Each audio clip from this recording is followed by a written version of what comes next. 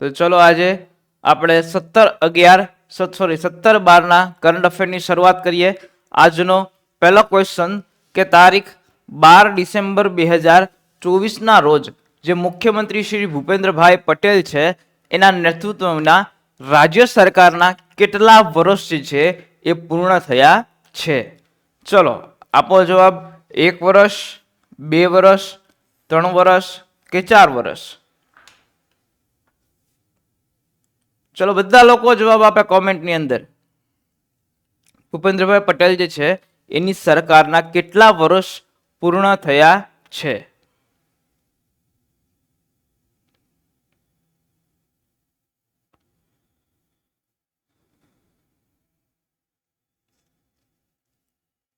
ચલો ઓહો હો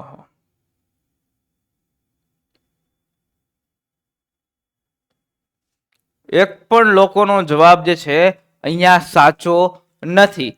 બરાબર છે. ગુજરાત વિધાનસભાની ગઈ ચૂંટણી જે છે 2022 ની અંદર થઈ હતી. એટલે અત્યારે 2024 ની અંદર ભૂપેન્દ્રભાઈ પટેલની સરકારને 2 વર્ષ જે છે એ પૂર્ણ થયા છે. બરાબર. આગલી જે ચૂંટણી હતી વર્ષ 2000 જ્યારે વિજયભાઈ રૂપાણી હતા ત્યારે વર્ષ 2017 કરવામાં આવી હતી.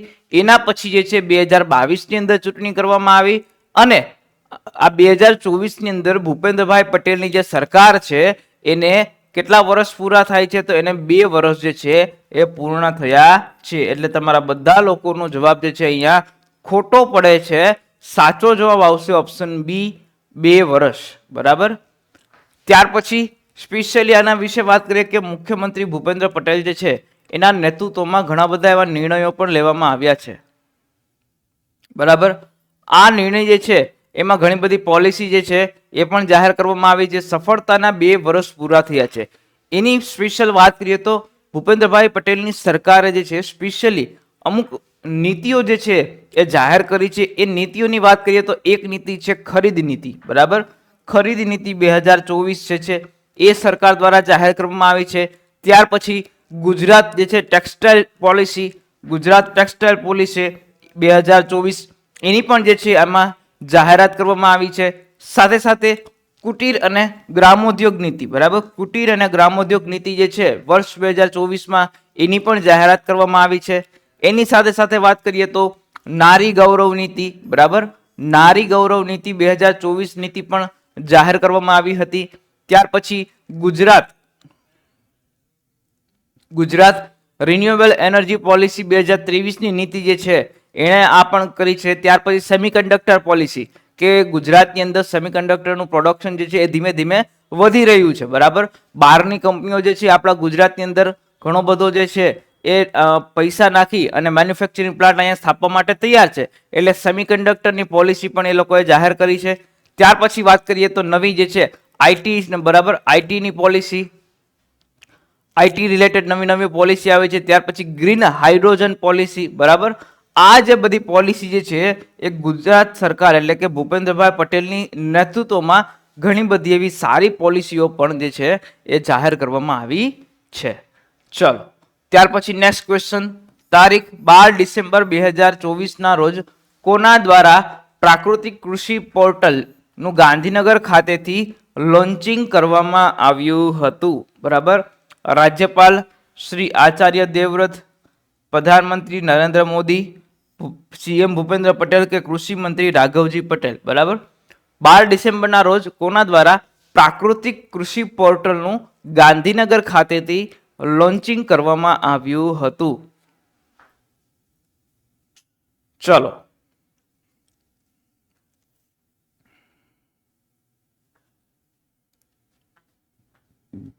બધા લોકો જવાબ આપે.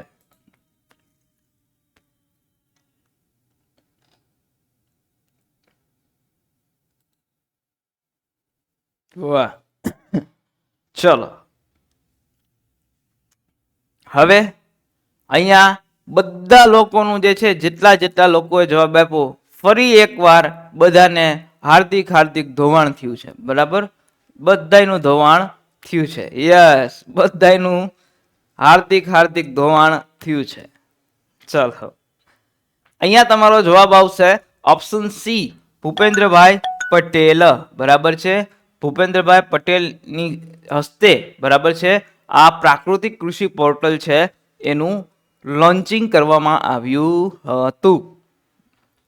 ચલો હવેની વાત કરીએ સ્પેશિયલી કે પ્રાકૃતિક કૃષિ પોર્ટલ, બરાબર, એનું લોન્ચિંગ જે એફપીઓ પ્રતિનિધિ અને ખેડૂતો સાથે સીએમ પટેલ જે છે એનો સંવાદ યોજાયો હતો, જેમાં સ્પેશિયલી જે મુખ્યમંત્રી ભૂપેન્દ્ર પટેલની સરકાર છે એના 2 વર્ષ પૂર્ણ થયા છે, બરાબર, અને એ 3જા વર્ષમાં એનો પ્રવેશ થયો છે, જેમાં એફપીઓ એટલે કે producer organisation, farmers producer organisation, બરાબર, એફપીઓ એટલે કે ફાર્મર્સ પ્રોડ્યુસર ઓર્ગેનાઇઝેશન જે છે એના પ્રતિનિધિઓ સાથે મુખ્યમંત્રીએ જે છે એ સંવાદ યોજ્યો હતો અને ખેડૂતો માટે શું શું નવી વસ્તુ કરી શકીએ એ બધી બાબતોની સ્પેશિયલી ચર્ચા કરવામાં આવી હતી, બરાબર. ત્યાર પછી ખાસ વાત કરીએ તો અન્નદાતાઓ સાથે પણ ચર્ચા સંવાદ કાર્યક્રમ જે છે એ મુખ્યમંત્રી ભૂપેન્દ્રભાઈ પટેલ દ્વારા જે છે એના નિવાસ સ્થાને કરવામાં આવ્યો હતો. ત્યાર પછી એવી વસ્તુ ભૂપેન્દ્રભાઈ પટેલે પણ કીધી હતી કે ગુજરાત સરકાર જે છે એ ખેડૂતો માટે ઘણી સંવેદનશીલ છે. ખેડૂતોના કોઈ પણ પ્રશ્નો હોય છે એનું સમાધાન કરવા માટે મુખ્યમંત્રી જે છે એ ખૂબ જ પોતાની રીતે કામ કરે છે અને કોઈ પણ પ્રોબ્લેમ આવે તો એને પણ પગલાં લીધા છે.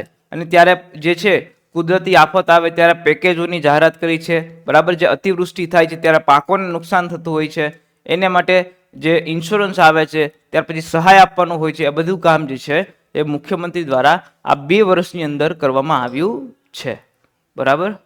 ચલો ત્યાર પછી નેક્સ્ટ ક્વેશ્ચન, 12 ડિસેમ્બર 2024 ના રોજ કોના હસ્તે અમદાવાદમાં નરોડા ખાતે પ્રથમ શ્રમિક સુવિધા કેન્દ્ર જે છે એ શરૂ કરવામાં આવ્યું છે, બરાબર. પ્રધાનમંત્રી નરેન્દ્ર મોદી, કેન્દ્રીય શ્રમ અને રોજગાર મંત્રી શ્રી મનસુખ માંડવિયા, સીએમ ભૂપેન્દ્ર પટેલ કે શ્રમ અને રોજગાર મંત્રી બળવંતસિંહ રાજપૂત.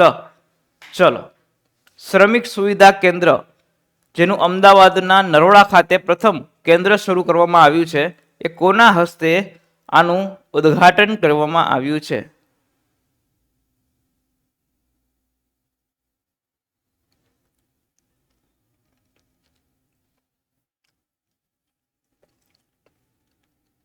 ચલો વાહ, યસ. ચલો બી અને સી વચ્ચે લોકો ફાઇટિંગ કરે છે. હવે જોઈએ કોણ આમાં જે છે એ જીતીને જાય છે. ચલો અહીંયા તમારો જવાબ આવશે option C, CM Bhupendra Patel દ્વારા, બરાબર. આ સીએમ એટલે કે ચીફ મિનિસ્ટર આપણા જે ભૂપેન્દ્ર પટેલના હસ્તે સ્પેશિયલી અમદાવાદની અંદર આ નરોડા ખાતે આવેલું શ્રમિક સુવિધા કેન્દ્ર છે એની શરૂઆત કરવામાં આવી છે. યસ. હવે એની ખાસ વાત કરીએ તો શ્રમિક સુવિધા કેન્દ્ર જે છે એ અમદાવાદના નરોડા ખાતે આની પ્રથમ વખત જે છે એ કેન્દ્રનો પ્રારંભ કરવામાં આવ્યો છે કે જ્યાં એવી પણ જાહેરાત કરવામાં આવી છે કે અમદાવાદની અંદર 10 થી વધુ જે છે એ શ્રમિક સુવિધા કેન્દ્ર આગામી દિવસોની અંદર એની શરૂઆત કરવામાં આવશે, બરાબર. ખાસ એવી પણ જાહેરાત થઈ છે કે આ વધુ 10 થી વધુ જે છે એ શ્રમિક સુવિધા કેન્દ્ર જે છે આનું કેન્દ્ર અમદાવાદમાં સ્પેશિયલી ખોલવામાં આવશે, બરાબર. આ શ્રમિક સુવિધા કેન્દ્ર છે એનો મુખ્ય હેતુ શું છે, બરાબર છે? મુખ્ય હેતુ શું કામે આ જે છે શ્રમિક સુવિધા કેન્દ્ર છે એને ખોલવામાં આવ્યું છે, બરાબર. કારણ કે જે લેબર કોન્ટ્રાક્ટર જે છે અહીં આવીને જરૂરિયાત પ્રમાણેના જે છે એ શ્રમિકોને શોધી શકે. એટલે કે કોઈ પણ કોન્ટ્રાક્ટ જે છે એ લેબર કોન્ટ્રાક્ટર હોય એને કોઈ પણ શ્રમિકોની જરૂર હોય તો એ ત્યાં આવી, બરાબર. ચલો એ ત્યાં આવી અને શ્રમિકોને પોતાની રીતે શોધી શકે અને ત્યાંથી જઈ અને એક પણ કોઈ પણ કામ જે છે એ આપી શકે, બરાબર. કે જે શ્રમિકો જે છે અત્યારે તમે જોતા હોય કે અલગ અલગ એરિયા અને વિસ્તારની અંદર શ્રમિકો રોડ ઉપર રહેતા હોય છે, અલગ અલગ કોઈ પણ નાની નાની જગ્યાઓમાં રહેતા હોય છે. હવે એને બદલે એને રહેવાની સુવિધા મળી રહે તે માટે સ્પેશિયલી જે છે આ શ્રમિક સુવિધા કેન્દ્ર કરેલું છે, જેથી એને એક રોજગારી પણ મળી રહે અને એની સાથે સાથે એને રહેવાની પણ જગ્યા જે છે એ મળી રહે. એટલા માટે સ્પેશિયલી આ શ્રમિક સુવિધા કેન્દ્ર જે છે એનો પ્રારંભ કરવામાં આવ્યો છે. ચલો,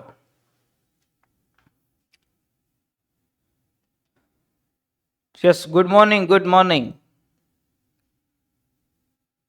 યસ, નવેમ્બર, સંજના, નવેમ્બર મંથની કરંટ અફેર આવી જશો. શ્રમિક સુવિધા કેન્દ્રની વિશે વાત કરીએ તો કે રાજ્યમાં જે શ્રમિકો જે છે એને સુવિધા મળી રહે, કાળી મજૂરી કરે છે એને શ્રમિકોને જમવા સહિતની વ્યવસ્થા સારી રીતે મળી રહે તેવી વ્યવસ્થા જે છે એ રાજ્ય સરકાર દ્વારા સ્પેશિયલી આ કેન્દ્ર ખોલી અને એની વ્યવસ્થા કરવામાં આવી છે. ચલો, ત્યાર પછી વાત કરીએ તો જે કડિયા નાકા પર ઊભા રહેતા શ્રમિકો કે રોજગાર અને કોન્ટ્રાક્ચ્યુઅલ લેબર વર્ક માટે એકઠા થતા હોય કે તમે અમુક એરિયા એવા જોયા હશે કે કોઈ પણ મેન ચોક હોય ને, બરાબર, યસ, જય હિન્દ, જય હિન્દ. મેન ચોક હોય ને એની અંદર સ્પેશિયલી જે છે એ મજૂરો જે છે બેઠા હોય છે, બરાબર, કે કોઈ પણ લોકો કોન્ટ્રાક્ટર આવે અને એને કામ લેવાય અને ત્યાંથી લઈ જાય. હવે એના માટે સ્પેશિયલી એ ત્યાં ન રહેવું પડે અને એને સારી રીતે રહેવા માટે ત્યાર પછી જે છે એ પોતાની જે છે રિફ્રેશમેન્ટ માટે આ બધી વસ્તુ જે થઈ શકે એટલા માટે આ શ્રમિક કેન્દ્ર જે છે એને ખોલવામાં આવ્યું છે. જ્યાં શ્રમિક સુવિધા કેન્દ્ર જે છે એમાં બેસીને જમવા માટે ઓટલા, વોશરૂમ અને પાયાની જરૂરિયાતના બધી જ વસ્તુઓ જે છે એ અંદર આપવામાં આવી છે. ચલો, ધવલ સર નો લેક્ચર આવશે, બરાબર, એના સબ્જેક્ટ ન હોય ત્યારે એ આવે. ચલો, અમદાવાદમાં આ 99મું શ્રમિક અન્નપૂર્ણા કેન્દ્ર અને રાજ્યમાં 291મું શ્રમિક અન્નપૂર્ણા કેન્દ્ર જે છે એની શરૂઆત કરવામાં આવી છે. તમને લોકોને ખબર હોય તો સ્પેશિયલી જે ગુજરાત સરકાર દ્વારા એક યોજના પણ ચાલે છે કે શ્રમિકોને ખૂબ જ ઓછા ભાવ ઉપર જે છે એ દરરોજ સવારે જે જમવાનું આપવામાં આવે છે, બરાબર, ખૂબ જ ઓછા ભાવ ઉપર જે છે એ જમવાનું સ્પેશિયલી 5 યા 10 રૂપિયાની અંદર એ લોકોને દરરોજ ટિફિન જે છે એ ભરી દેવામાં આવે છે, બરાબર. ચલો, ત્યાર પછી નેક્સ્ટ ક્વેશ્ચન કે ટાઈમ મેગેઝિન, બરાબર, ટાઈમ મેગેઝિન દ્વારા પર્સન ઓફ ધ યર, બરાબર, ટાઈમ મેગેઝિન દ્વારા પર્સન ઓફ ધ યર 2024 તરીકે ડિસેમ્બરમાં બીજી વાર કોની પસંદગી કરવામાં આવી છે? Donald Trump, Joe Biden, Elon Musk કે નરેન્દ્ર મોદી? ચલો, Time magazine person of the year 2024. ચલો,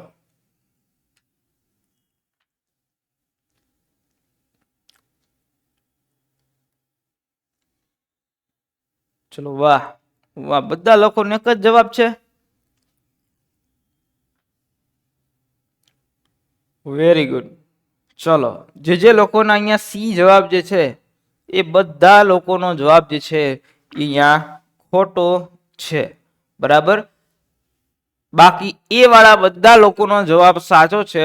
ઓપ્શન એ ડોનાલ્ડ ટ્રમ્પ જે છે એને ટાઈમ મેગેઝિન દ્વારા પર્સન ઓફ ધ યર નો એવોર્ડ જે છે એને આપવામાં આવ્યો છે, એટલે કે પર્સન ઓફ ધ યર તરીકે એની પસંદગી કરવામાં આવી છે. યસ, ખાસ એની વાત કરીએ એના રિલેટેડ કે ટાઈમ મેગેઝિન દ્વારા પ્રથમવાર કયા વર્ષે જે છે કયા વર્ષે ડોનાલ્ડ ટ્રમ્પની પર્સન ઓફ ધ યર તરીકે જે છે એની પસંદગી કરવામાં આવી હતી?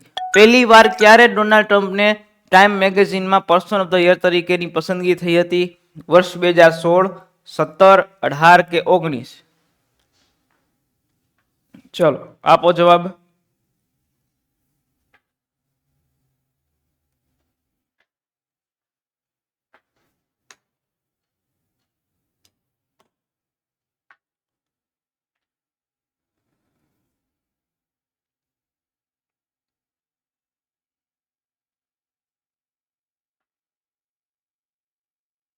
ચલો,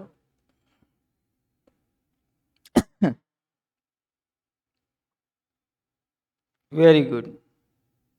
આમાં તો બધા અલગ અલગ, એક આમ ભાગે ને એક આમ ભાગે ભાઈ. ચલો અહીંયા તમારો શું જવાબ આવશે? ઓપ્શન એ, બરાબર. વર્ષ 2016 ની અંદર જે છે એ ડોનાલ્ડ ટ્રમ્પ જે છે અમેરિકાના રાષ્ટ્રપતિ, બરાબર, કે એને પર્સન ઓફ ધ યર તરીકે ટાઈમ મેગેઝિન દ્વારા પહેલી વખત એની પસંદગી કરવામાં આવી હતી.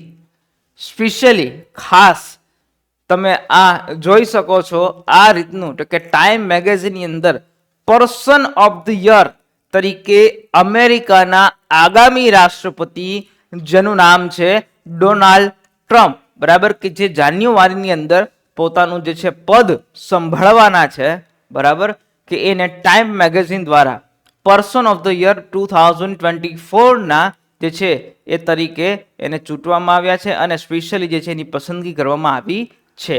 અને આ પહેલી વખત નહીં, આ બીજી વખત જે છે એને પર્સન ઓફ ધ યરની જે છે એ પસંદગી કરવામાં આવી છે.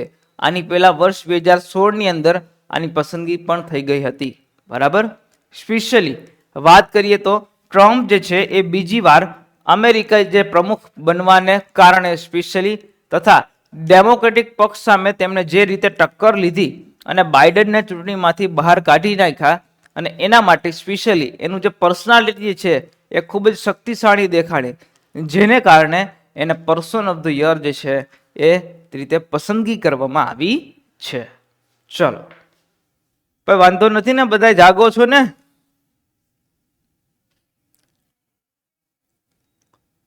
બધા જાગો છો ને?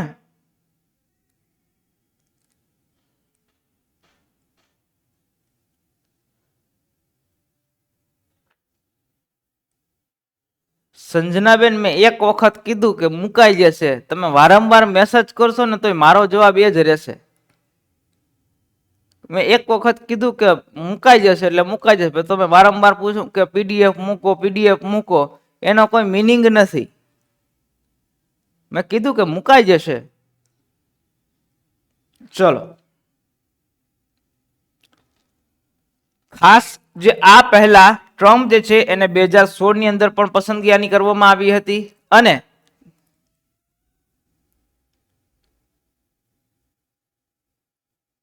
ચલો ત્યાર પછી ગયા વર્ષે ટાઈમ મેગેઝિન દ્વારા પોપ સ્ટાર, બરાબર, ટેલર સ્વિફ્ટ ને પર્સન ઓફ ધ યર જાહેર કરવામાં આવ્યા હતા, પણ આ વર્ષે ડોનાલ્ડ ટ્રમ્પ જે છે એને જાહેર કરવામાં આવ્યા છે. ચલો, ટાઈમ મેગેઝિન જે છે એનો ઇતિહાસ શું રહ્યો છે કે તે વ્યક્તિ અથવા ગ્રુપને પર્સન ઓફ ધ યર તરીકે જાહેર કરે છે, બરાબર. કોઈ પણ વ્યક્તિ અથવા ગ્રુપને પર્સન ઓફ ધ યર તરીકે જાહેર કરે છે. તેમાં એવી વ્યક્તિઓ જેમણે સારું કાર્ય કર્યું હોય કે ખરાબ કાર્ય કર્યું હોય અને જેનાથી વિશ્વને આકાર મળ્યો હોય તે લોકોને જે છે એની પસંદગી કરવામાં આવે છે, બરાબર, કે જે લોકોએ વિશ્વની અંદર સારું કામ કર્યું હોય કે ખરાબ કામ કર્યું હોય, બરાબર, એ લોકોની પસંદગી આ પર્સન ઓફ ધ યર તરીકે કરવામાં આવે છે. અને ટાઈમ મેગેઝિન જે છે એ યુએસએ નું મેગેઝિન છે. ચલો, ડન. ચલો, નેક્સ્ટ ક્વેશ્ચન. સ્પેશિયલી ડિસેમ્બર 2024 ભારતીય ગ્રાન્ડ માસ્ટર, મને સૌથી ગમતો પ્રશ્ન અને મારો ગમતો ટોપિક, બરાબર, કે મને પ્રાઉડ ફીલ થાય એવો ટોપિક જે છે એ આ છે. ગ્રાન્ડ માસ્ટર ડી ગુકેશે વર્લ્ડ ચેસ ચેમ્પિયનશિપમાં કયા દેશના ડિંગ લીરેનને હરાવી અને પોતાનું ટાઇટલ જે છે એ પોતાના નામે કરી લીધું છે, બરાબર. હોંગકોંગ, ચીન, સ્વિટ્ઝરલેન્ડ કે યુએસએ? વાહ, વેરી ગુડ.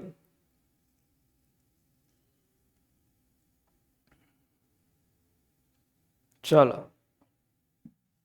મોસ્ટ ઓફ બધા લોકોનો જવાબ સાચો છે, બરાબર છે. ઓપ્શન બી, ચીનના પ્રતિનિધિ જે છે એને હરાવીને સ્પેશિયલી આપણા ભારતનું ગૌરવ કહી શકીએ, બરાબર, કે જેણે ચેસની દુનિયામાં સૌથી મોટો ડંકો વગાડ્યો હોય અને વર્લ્ડ ચેમ્પિયન બન્યો હોય એવું એકમાત્ર 18 વર્ષનો આપણો યુવાન, ભારતનો યુવાન ડી ગુકેશ જે છે એ વર્લ્ડ ચેમ્પિયનશિપ જે છે એ જીતી અને ફરીથી આપણા ભારતમાં આવ્યો છે.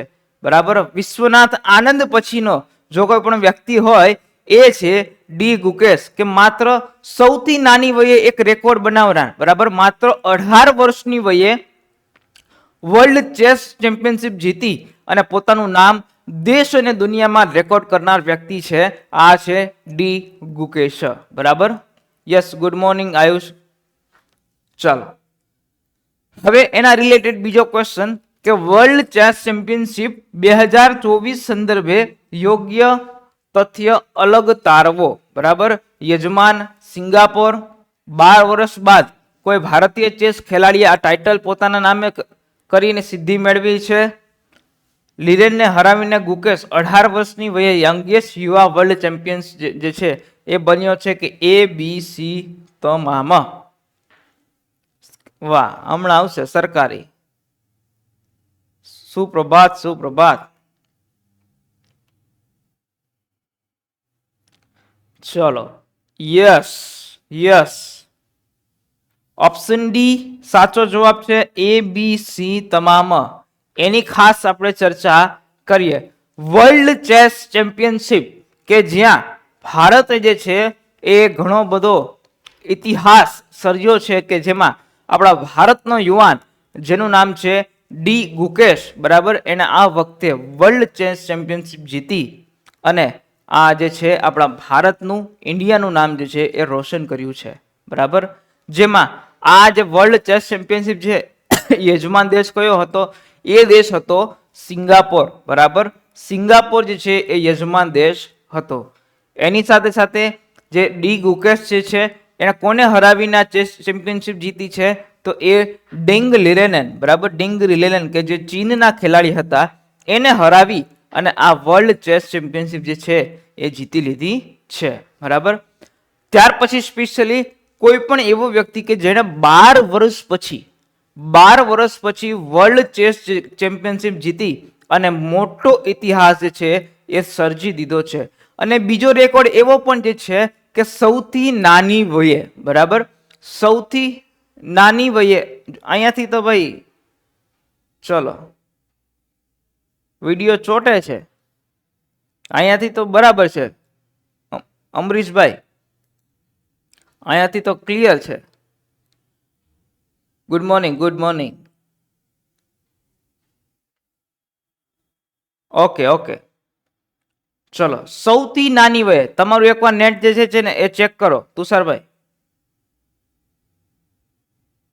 ઓકે, ચલો સૌથી નાની વયે. બરાબર.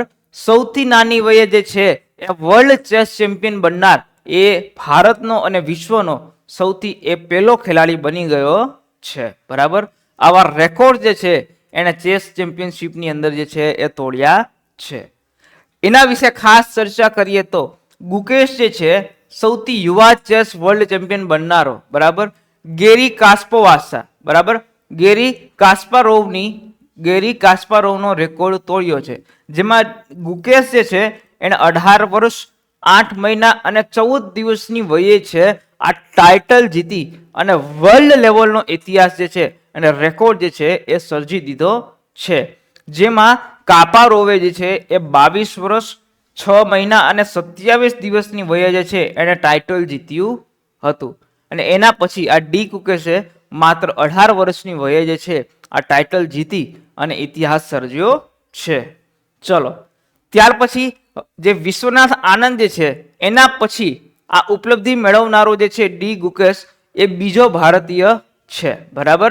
અને ખાસ જે વિશ્વનાથ આનંદ જે છે એ 31 વર્ષે. બરાબર. એને 31 વર્ષે વર્લ્ડ ચેસ ચેમ્પિયનશિપનું ટાઇટલ જીત્યું હતું. પરંતુ આપણા ડી ગુકેશ જે છે એણે માત્ર 18 વર્ષની ઉંમરે જે છે એ ટાઇટલ જીત્યું છે. અને ખાસ વાત કરીએ તો આ ડી ગુકેશને જે છે વિજેતામાં, બરાબર, વિનર થયા બાદ એને 11.5 કરોડ જે છે, બરાબર, 11.5 કરોડ રૂપિયાની જે છે ઇનામી રાશિ મળશે.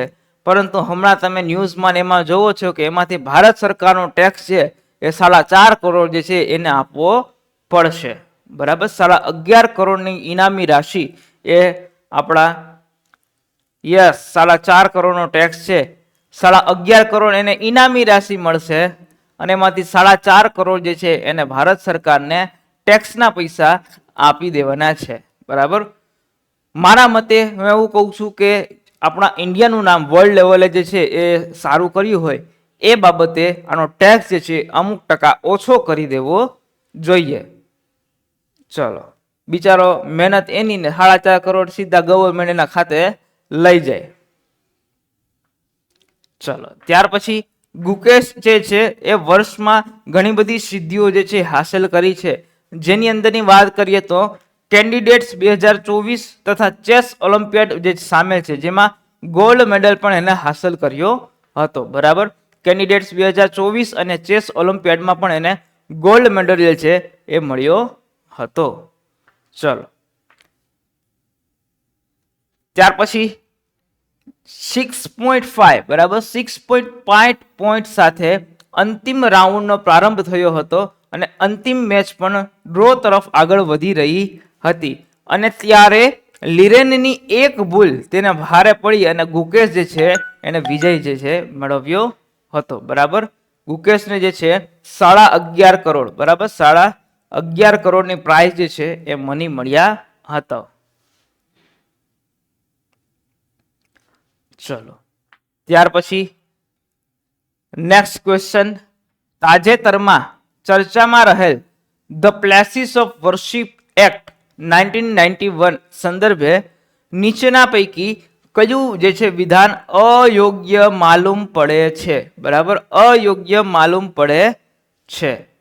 હવે એમાં ભારતમાં અલગ અલગ ધર્મોના પૂજા સ્થળોની વર્તમાન સ્થિતિને જેવા છે તેવા જ રાખવા આ એક્ટ લાગુ કર્યો હતો. આ એક્ટ તારીખ 15 ઓગસ્ટ 1991 ના રોજ લાગુ કરવામાં આવ્યો હતો.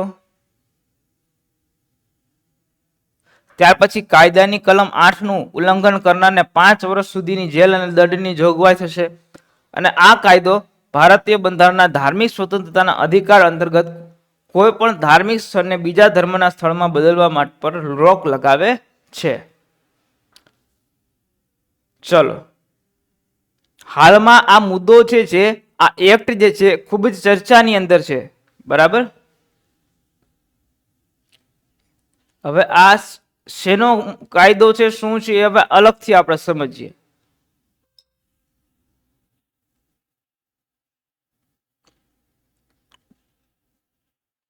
યસ, બધા લોકોનો જવાબ સાચો છે. ઓપ્શન સી, કાયદાની કલમ 8 નું ઉલ્લંઘન કરનારને 5 વર્ષની સજા નથી પરંતુ 3 વર્ષની સજા છે, બરાબર.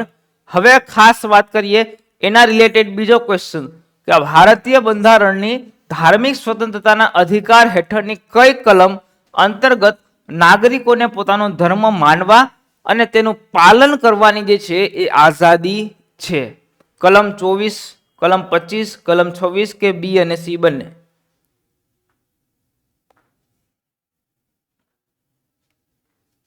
ચલો,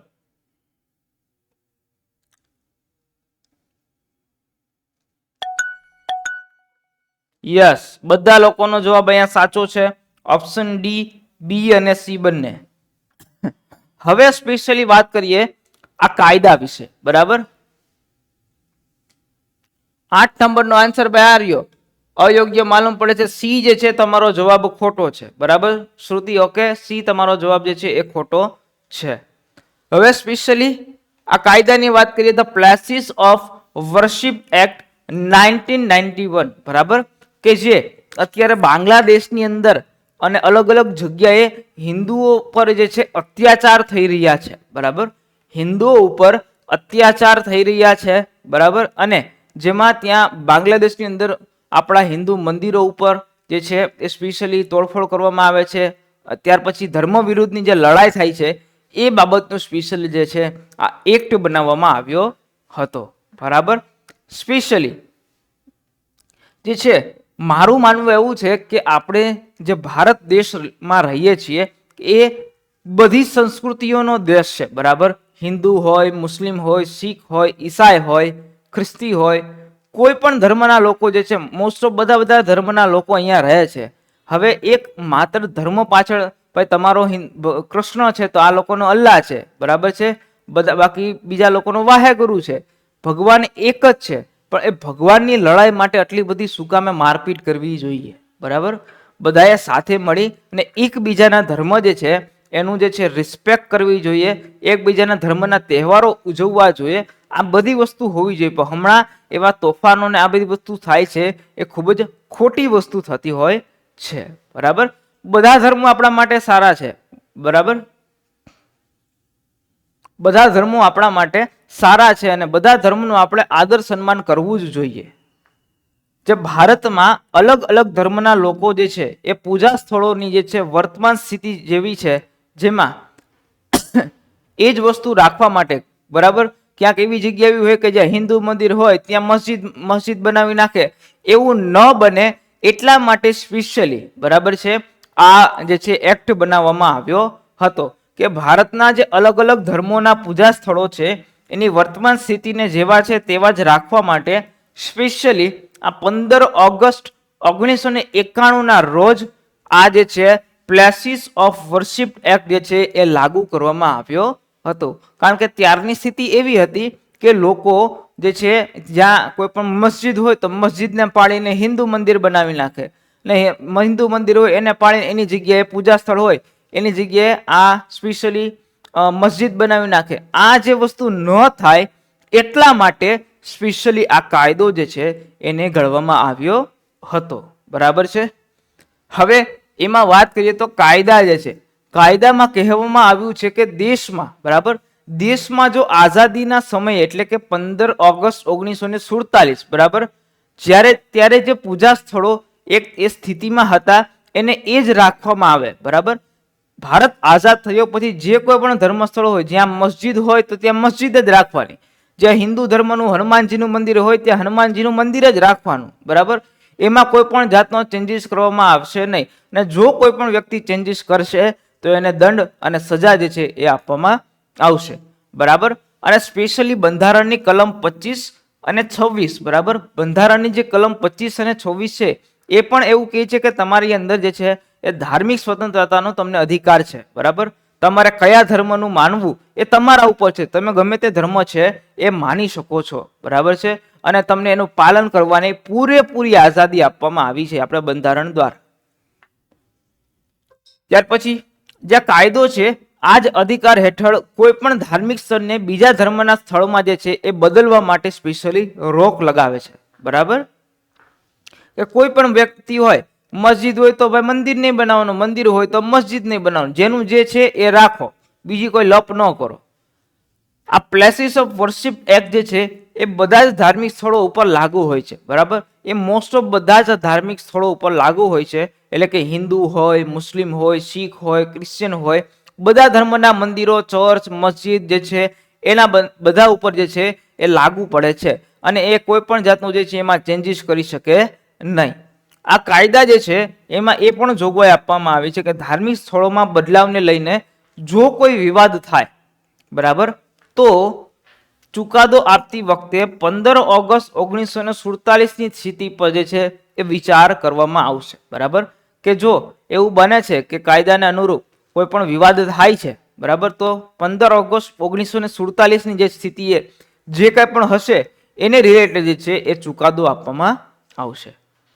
હવે સ્પેશિયલી આ કાયદો જે છે એ રામ જન્મભૂમિ ઉપર લાગુ થતો નથી. બરાબર, એની કલમ 5 માં એવું કહેવામાં આવ્યું છે સ્પેશિયલી વર્શિપ એક્ટમાં કે ત્યારે રામ જન્મભૂમિ જે છે અને બાબરી મસ્જિદનો વિવાદ જે છે એ ઘણો બધો વધ્યો હતો. બરાબર, કે એને લીધે આ જે વસ્તુ જે છે એને બાકાત રાખવામાં આવી હતી.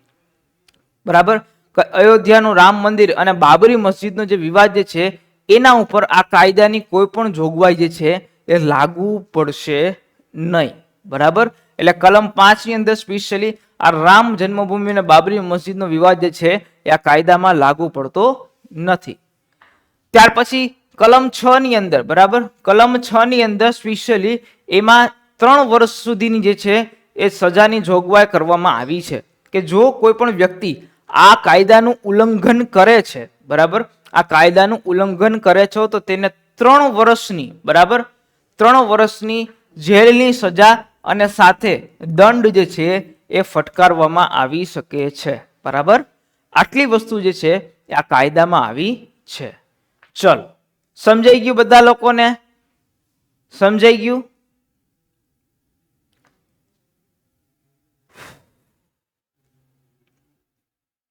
ચલો,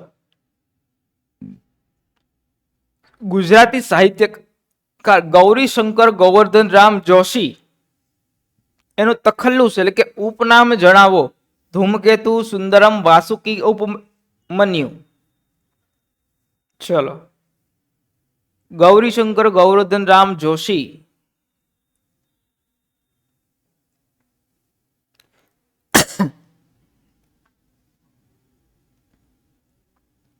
વાહ વાહ. ચલો યસ, બધા લોકોનો જવાબ અહીંયા સાચો છે. ઓપ્શન એ ધૂમકેતુ બરાબર છે.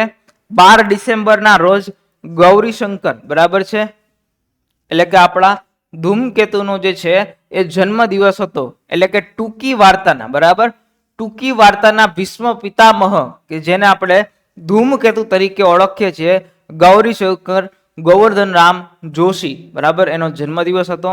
એનો જન્મ ક્યારે થયો છે? તો 12 ડિસેમ્બર 1892 ની અંદર આનો જન્મ થયો છે અને આનું અવસાન જે છે 11 માર્ચ 1965 ની અંદર એનું અવસાન જે છે એ થયું હતું. એનો જન્મ સૌરાષ્ટ્રના આપણા જલારામ બાપાનું ધામ એવા વીરપુરની અંદર એનું જે છે એ જન્મ થયો હતો બરાબર. સાથે એણે આપણા ધૂમકેતુ જે છે 1914 ની અંદર મેટ્રિક અને 1920 જે છે એને સ્નાતક થયા. ત્યાર પછી ગોંડલ બરાબર, ગોંડલ રેલવે સ્કૂલમાં શરૂમાં નોકરી કર્યા પછી અમદાવાદમાં ખાનગી શાળાઓમાં પણ એને નોકરી કરી હતી બરાબર. ત્યાર પછી એણે ઘણા બધા સાહિત્ય સર્જનો રચ્યા, વાર્તા સંગ્રહો જે કરી. એમાં ખાસ જોઈએ તો તણખા મંડળ ભાગ 1 થી 4, અવશેષ, પ્રદીપ, ત્રિભેટો, આકાશદીપ, આમ્રપાલી, ચંદ્રલેખા. ત્યાર પછી વાર્તાઓ જે છે પોસ્ટ ઓફિસ, ભૈયા દાદા, ગોવિંદનું ખેતર, લક્ષ્મી, હૃદય પલટો, પૃથ્વી અને સ્વર્ગ વગેરે જેવી જે છે એ વાર્તા સંગ્રહો જે છે એને પણ આ આપણા ધૂમકેતુ દ્વારા જે છે એનું સર્જન કરવામાં આવ્યું છે. ત્યાર પછી એની આત્મકથા જીવન પંથ અને જીવન રંગ બરાબર, અનેક જે છે ઐતિહાસિક સામાજિક નવલકથાઓનું સર્જન પણ કર્યું છે. અને સ્પેશિયલી ધૂમકેતુને 1935માં રણજીતરામ સુવર્ણચંદ્રક આપવાનું પણ નક્કી કર્યું હતું અને તેઓએ તેને પરત કર્યો હતો બરાબર છે. અને 1953 ની અંદર એને નર્મદ ચંદ્રક જે છે એ એનાયત કરવામાં આવ્યો હતો બરાબર છે. ચલો, તો ખાસ આજનું જે છે એ સેશન અહીંયા કમ્પ્લીટ થાય છે. જે લોકો જે છે આપણી ટેલિગ્રામ ચેનલ જે છે એ જોઈન કરી ન હોય એ લોકો જોઈન કરી લેજો, લક્ષ્યમ એકેડમી ઓફિશિયલ બરાબર. ચલો, થેન્ક યુ વેરી મચ મને સાંભળવા માટે. ચલો એકવાર ફીડબેક મળી જાય, મજા આવી?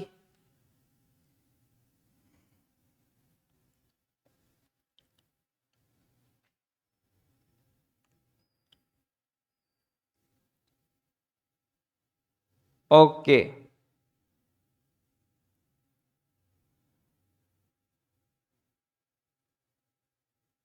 બધું આવશે ભાર્ગવભાઈ, ચિંતા ન કરો, ડોન્ટ વરી, પીડીએફ મળી જશે.